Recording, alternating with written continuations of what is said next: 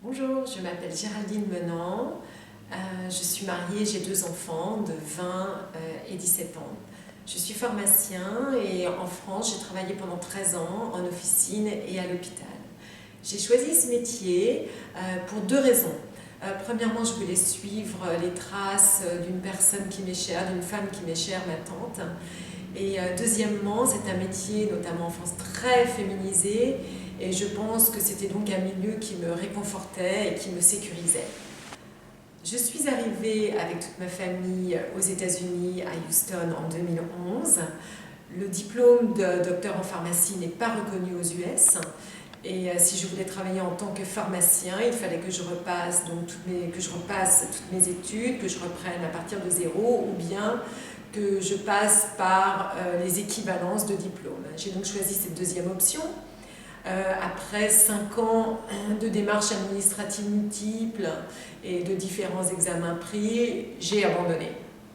J'ai alors commencé à travailler en tant que pharmacy technician à l'hôpital et ensuite dans l'industrie pharmaceutique.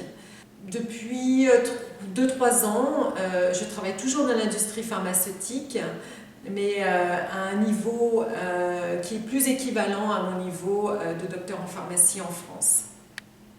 Depuis tout le temps, dans ma vie professionnelle et dans ma vie personnelle, mes inspirations ont été des rencontres avec des femmes d'exception, des collègues, des étudiantes, des femmes de ménage de l'hôpital, des femmes débattantes, des femmes synonymes de persévérance, de fierté, de beauté, de résilience, des femmes au grand sourire, au regard qui en dit long sur leur passé, mais aussi sur ce qu'elles vivent, des femmes fières, un peu comme ces femmes du 6e étage du film de Philippe Leguet, des battantes, des guerrières, au sens propre comme au sens figuré, des femmes qui arrivent d'Irak, du Libéria, du Salvador, sans rien, mais qui remercient juste le fait qu'elles soient arrivées aux US